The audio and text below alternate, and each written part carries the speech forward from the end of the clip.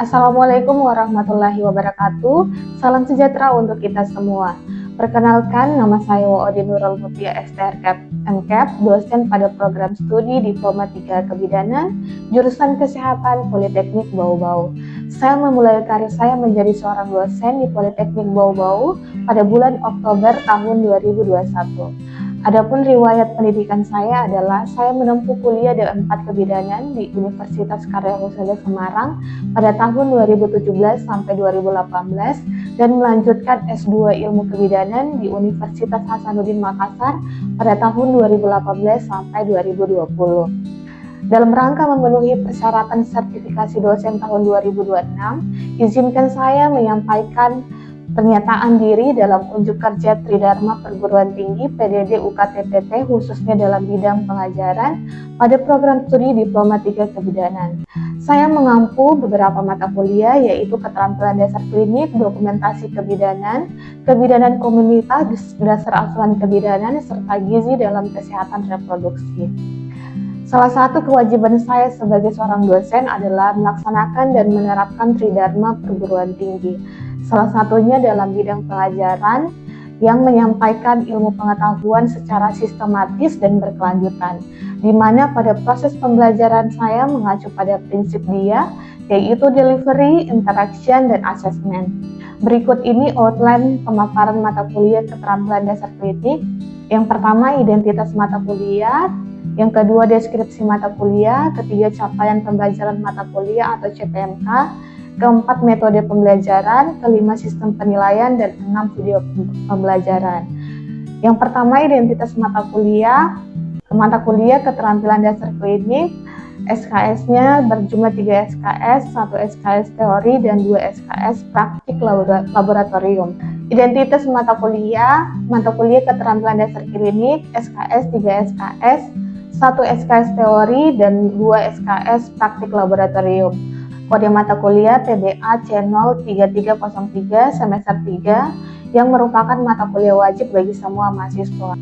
Dosen pemangku mata kuliah merupakan tim teaching berjumlah 2 orang dosen pengajar, yaitu saya sendiri dan rekan saya Ibu Bidan Sutrisna Altahira SST MKes.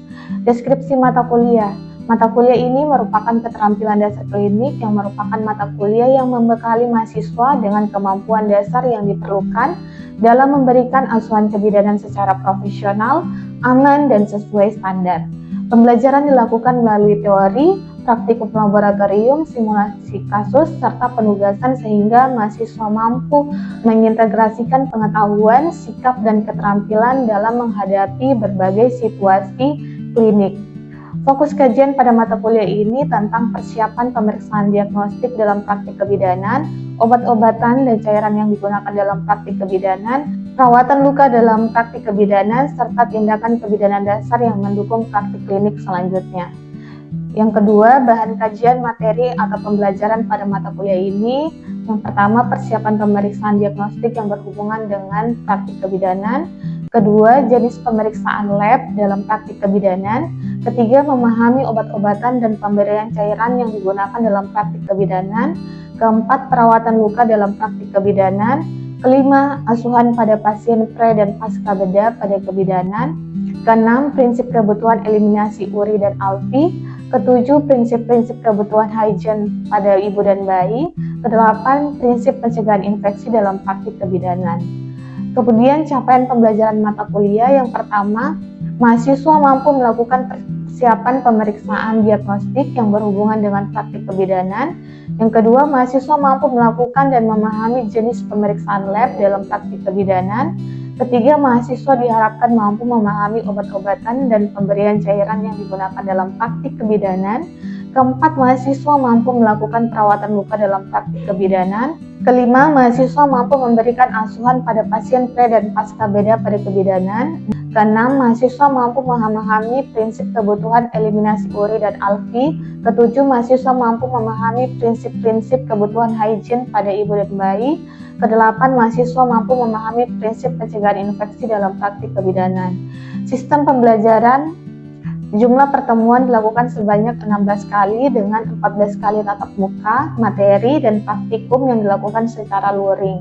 Ujian tengah semester dilakukan pada pertemuan ke-8 dan ujian akhir semester dilakukan pada pertemuan ke-16. Di Politeknik Bau-Bau, sistem pembelajaran terintegrasi dengan platform Siakat Cloud dan semua terekam di Siakat Cloud. Mahasiswa dan dosen memiliki akun masing-masing. Proses pembelajaran bisa diakses mulai dari jadwal perkuliahan, nilai mahasiswa, absensi, bimbingan atau konsultasi antara mahasiswa dan dosen, serta jadwal UTS maupun UAS, semua sudah terekam di Siakat Cloud. Dan juga lewat Siakat Cloud, mahasiswa mampu mengunduh materi secara langsung agar interaksi mahasiswa dan dosen dalam kelas lebih proaktif. Metode pembelajaran pada mata kuliah keterampilan dasar klinik, yang pertama dengan metode ceramah, kedua diskusi, ketiga pemberian tugas, keempat praktikum laboratorium, dan kelima simulasi kasus. Sistem penilaian, presensi 10%, tugas 10%, UTS 10%, UAS 20%, dan praktikum 50%. Selanjutnya saya akan menampilkan proses pembelajaran yang saya lakukan di dalam kelas secara luring. Demikian, Assalamualaikum warahmatullahi wabarakatuh.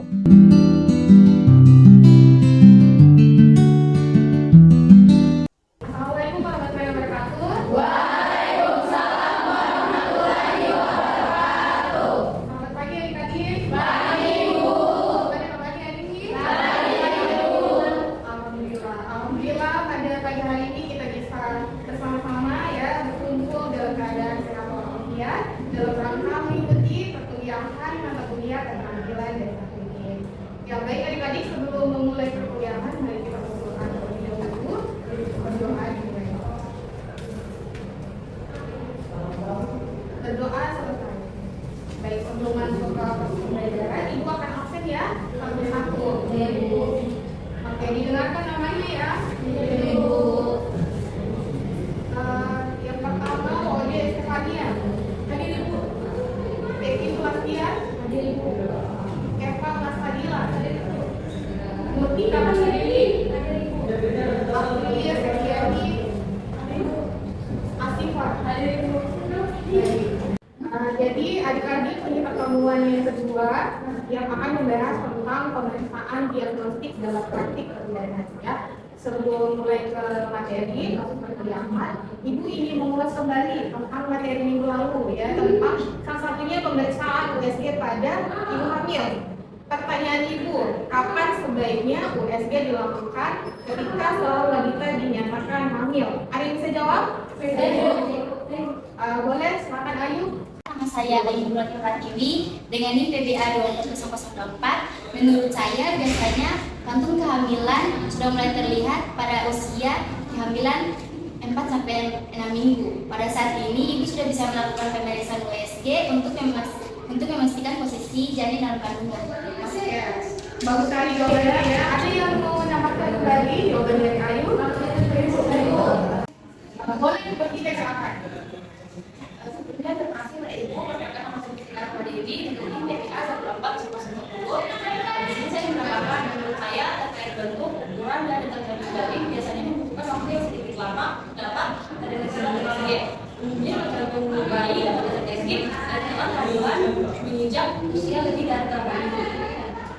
Bagus sekali jawabannya ya. Jadi dari dua jawaban yang pertanyaan tadi terkait pertanyaan Ibu kapan sebaiknya USG dilakukan oleh ibu hamil, itu memang disarankan itu mulai pada usia apabila 4-6 minggu atau ketika ibunya tes dan menunjukkan hasil positif itu sudah bisa kontrol ke dokter untuk memastikan bahwa ini ibu benar-benar hamil.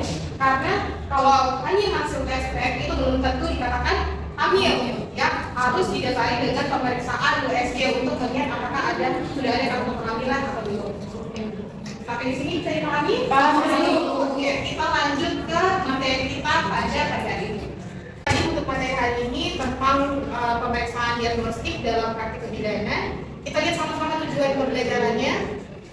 Yang pertama, mahasiswa mampu menjalankan pemeriksaan diagnostik laboratorium dalam praktik kebidanan.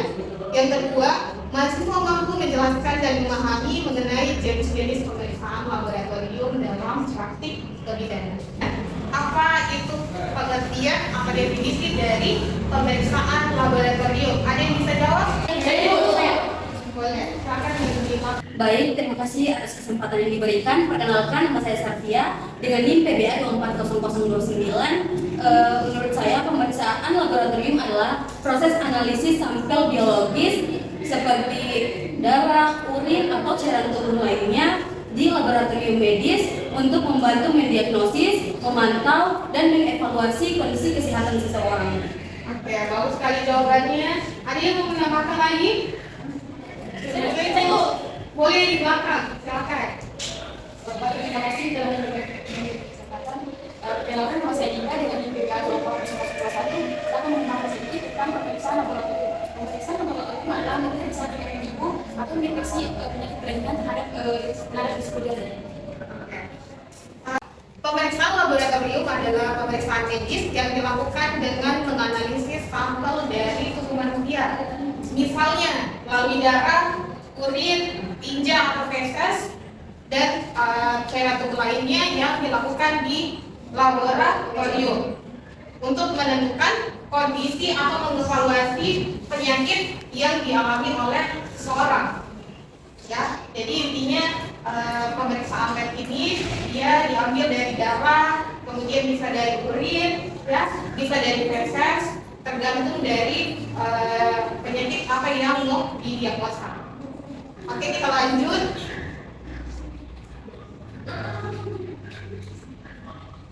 Nah, sedangkan pemeriksaan diagnostik dalam praktik kebidanan itu meliputi berbagai prosedur medis untuk mengevaluasi kesehatan ibu hamil dan janin serta mendeteksi atau memantau kondisi medis selama kehamilan.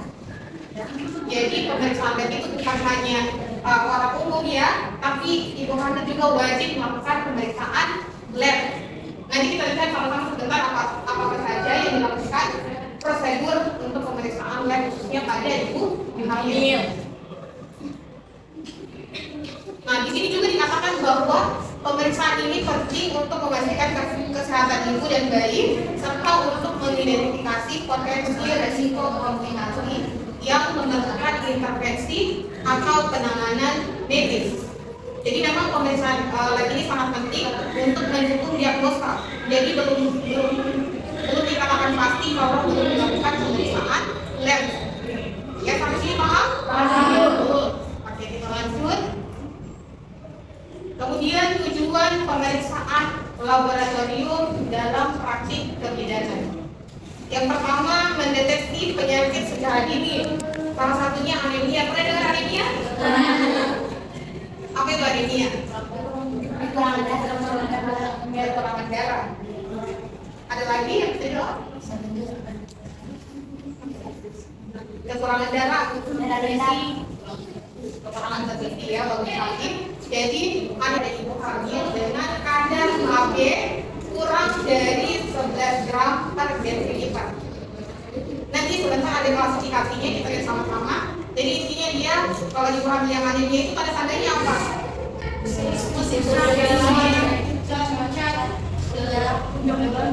Dia itu. Jadi dengan pemberian tablet referensi itu nanti dicek lagi HB-nya naik 3. Jadi ini salah satu terapi yang dilakukan pada anemia. Kemudian yang keempat, menilai fungsi organ tubuh. Salah satunya ginjal, hati, jantung, dan sebagainya. Ini juga berpotensi menyebabkan gangguan dalam proses kehamilan ya. Dan penelaksanaan persalinannya harus SC ya, kalau yang ada masalah jantung dan sebagainya. Kemudian menentukan resiko penyakit tertentu, misalnya dia tinggi kolesterolnya, berarti resiko terjadi penyakit jantung. Selanjutnya ada jenis-jenis pemeriksaan diagnostik dalam praktik kebidanan. Yang pertama adalah tes darah. Jadi pemeriksaan tes darah adalah salah satu jenis pemeriksaan laboratorium yang paling umum dengan mengambil sampel darah melalui tubuh, biasanya lewat vena. Ataupun kalau pemeriksaan HB pada ibu hamil atau pada orang umum itu dilakukan dengan ditusuk jarinya ya, dengan menggunakan alat yang namanya HB digital. Kemudian tes darah sebagai medical check up. Kalau di rumah sakit kan ada namanya istilahnya medical check up. Dia melalui tes darah untuk mengetahui fungsi organ tubuh keseluruhan.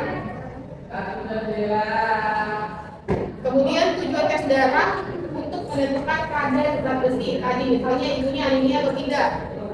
Kemudian golongan darah dan faktor resus ibu sebentar nanti ada penjelasannya.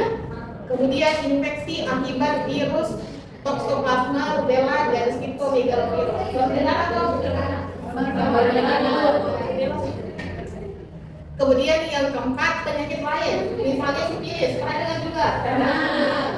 Bahkan HIV maupun AIDS. Untuk penjelasannya, ya kalau untuk kadar zat besi, kemudian mendeteksi anemia sejak dini, kemudian menilai status gizi ibu. Anemia itu berhubungan dengan status gizi. Kenapa? Kalau yang ibu hanya anemia itu biasanya kurang nutrisi, ya, asupan dalam tubuhnya tidak terpenuhi, sehingga mengakibatkan anemia, ada namanya jenis anemia zat gizi. Kemudian mencegah komplikasi kehamilan, misalnya persalinan prematur, berarti persalinannya kurang dari 37 minggu, perdarahan hingga gangguan tumbuh kembang janin. Ini golongan darah dan faktor resus ibu. Golongan darah ini paling penting, ya, untuk diperiksa karena untuk persiapan persalinan. Takutnya nanti ibunya perdarahan, tidak ditahu golongan darahnya apa, dia membutuhkan transfusi darah. Kemudian di sini ada yang namanya faktor resus. Ada yang tahu atau pernah dengar dengan istilah resus? Belum. Jadi resus itu ada resus positif, ada resus negatif. Nah di sini, jadi resus itu ada resus positif, ada resus negatif. Jadi pemeriksaan golongan darah itu sekaligus dengan resusnya. Jadi apakah dia resus positif, apakah dia resus negatif. Nah di sini dikatakan kalau resus adalah kadar protein khusus atau antigen pada permukaan sel darah merah. Jadi selanjutnya ada virus Koch. Pernah dengar? Belum. Jadi virus Koch ini adalah sini katakan bahwa infeksi ini bila ibu hamil mengonsumsi daging yang terkontaminasi. Makanya ibu hamil itu tidak disarankan makan makanan mentah.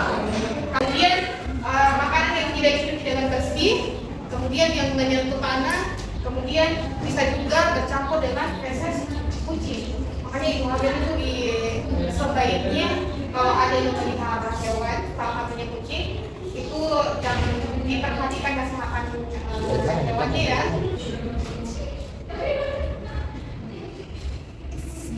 Nah tadi tentang HIV, nah, saya kira ini juga umum ya. Ya kalian tahu semua penularannya melalui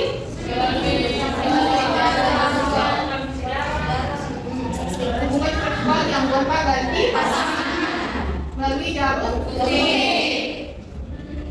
Jadi bagaimana penyelaksanaannya oleh ibu hamil yang mengalami HIV?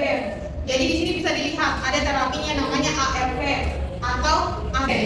Dan obat ini diminum seumur hidup. Ya, kalau pada pelaksanaannya yang ibu HIV dia bersalin normal atau SC? Harus dengan persalinan SC. Dan dokter yang menangani juga dengan APD yang benar. Tadi sebelumnya tes darah, selanjutnya ada tes urin. Yang pertama ada untuk mengetahui kadar ATG, kadar protein dan kadar glukosa. Kemudian protein urin. Ya, pemeriksaan protein urin adalah tes penting untuk pelayanan bidan pada ibu hamil untuk mendeteksi apakah dalam urin ibu hamil tersebut ada proteinnya atau tidak. Kalau itu tidak ada. Ya. Jadi bisa dilihat gambarnya. Nah, gambar ini yang bisa dilakukan pemeriksaan yang dilakukan oleh bidan. Ya, namanya dengan metode pemeriksaan urin dengan penambahan asam asetat. Ya, bisa dilihat di sini kalau yang urinnya dia masih jernih, berarti hasilnya negatif. Kalau yang sudah keruh sekali, ya dia positif 2, berarti protein urinnya itu tinggi, yang menandakan ibu hamilnya resikonya adalah preeklamsi. Spesimen cairan vagina atau lapisan genitalia. Nah tujuannya ini untuk mengetahui apakah dalam vagina itu ada bakteri atau tidak. dengan melakukan pengambilan cairan atau lendir pada vagina. Ya, di sini manfaatnya untuk mengetahui jenis-jenis bakteri yang ada di vagina, untuk mengetahui penyakit yang dapat mengganggu kesehatan. Salah satunya adalah vaginitis atau keputihan patologis. Kalau keputihan yang normal, dia berbau tidak? Warnanya? Kalau yang patologis? Berbau menyengat dan warnanya bisa kekuningan atau hijau. Sampai di slide terakhir ya. Dari penjelasan Ibu tadi, kira-kira ada yang kurang dimengerti atau ada yang mau didiskusikan? Silakan Ibu buka sesi diskusi. Siapa yang mau bertanya? Sekiannya dari Yanto, dengan NIP PDA240019. Saya ingin bertanya, kapan sebaiknya melakukan pemeriksaan hemoglobin pada ibu hamil? Terima kasih pertanyaannya. Ini bisa jawab? Saya itu boleh, silakan. Baik, perkenalkan, saya Wadi Sylvania dengan NIP PDA240019. Saya akan menjawab pertanyaan dari Kak Fila Suryani.